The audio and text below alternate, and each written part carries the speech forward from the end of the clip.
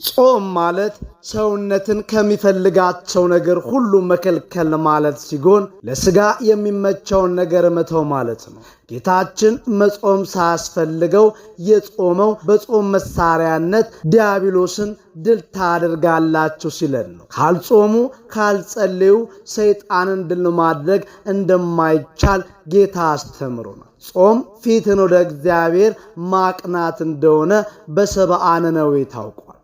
እነዚህ ሰዎች ወደ እግዚአብሔር የተመለሱት በጾም ነውና ኃጢአታቸው እጅጉን ገዝፎ ቅድመ እግዚአብሔር ስለደረሰ በጌትነቱ ቁጣ አስቀድሞ ከመምጣቱ በፊት ንስሐ እንዲገቡ መሐሪ እግዚአብሔር ነቢዩ ዮናስን ላከላቸው። ሕዝቡም የነቢዩ ዮናስን ስብከት ሰምተው በክፉ ሥራቸው ተጸጽተው ከልሂቅ እስከ ደቂቅ ማቅ ለብሰው ጾሙ። ሕፃናትና እንስሳትም የንስሐቸው ተካፋይ እንዲሆኑ አደረጉ።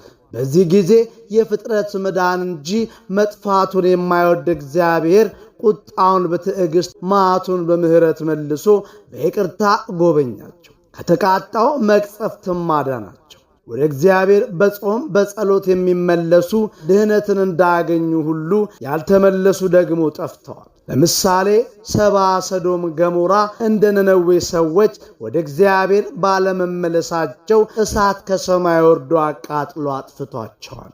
በኢትዮጵያ ኦርቶዶክሳውያን በአዋጅ ከሚጾሙት 7ቱ አጽዋማት አንዱና ትልቁ አብይ ጾም ይባላል። ይህ ጾም አብይ ጾም፣ ጾመ ኢየሱስ፣ ጾመ ሁዳዴ፣ 40 ጾም በመባል ይታወቃል። አብይ ጾም መባሉ ትልቅና ታላቅ ጾም መሆኑን ለማሳወቅና አምላካችን ለሰዎች በመጀመሪያ አብነት ለመሆን የጾመው ስለሆነና በቁጥርም ከሌሎች አጽዋማት ከፍ ስለሚል ነው። ጾመ ኢየሱስ መባሉ ደግሞ በቅዱስ መጽሐፍ እንደተጠቀሰው ኢየሱስ ክርስቶስ የጾመው በመሆኑ ጾመ ኢየሱስ ተብሏል።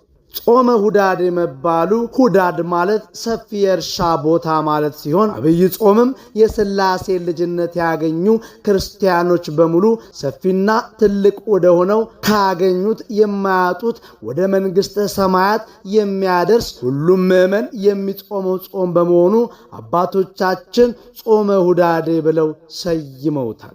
40 ጾም መባሉ ደግሞ ጌታ ወደ ገዳመ ቆሮንጦስ ሄዶ 40 ቀንና 40 ሌሊት ጾመ ጸለየ ብሎ ቅዱስ መጽሐፍ በማቴዎስ 4 ከቁጥር 2 እንደተጻፈ ጌታ 40 ቀን የጾመው ጾም ስለሆነ ነው። አብይ ጾም 3 ክፍሎችና 8 ሳምንታት ያሉት ሲሆኑ እነሱም 3 ክፍሎች የተባሉት እነዚህ ናቸው። ዘወረደ ወይም ጾመ ሕርቃል፣ ይህም ጾም ከሚገባበት ሰኞ ጀምሮ እስከ እሁድ ድረስ ያለው ቀን። ይህም ጾሙ ከሚገባበት ከሰኞ ጀምሮ እስከ እሁድ ድረስ ያለው ቀን ነው። ሁለተኛው ደግሞ የጌታ ጾም። ይህ ጾም ከቅድስት ሰኞ እስከ ሆሳዕና ዋዜማ ዓርብ ድረስ ያለው 40 ቀን ነው።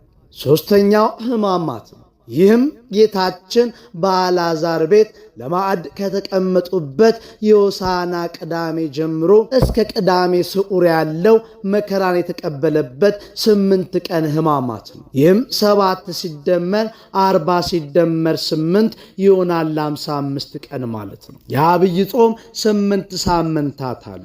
ዘወረደ፣ ቅድስት፣ ምኵራብ፣ መጻጉዕ፣ ደብረ ዘይት፣ ገብርኄር፣ ኒቆዲሞስና ሆሳዕና ናቸው። አነሳስቶ ላስጀመረን አስጀምሮ ላስፈጸመን ለልዑል እግዚአብሔር ምስጋና ይሁን። ወስብሐት ለእግዚአብሔር ወለወላዲቱ ድንግል ወለመስቀሉ ክቡር አሜን።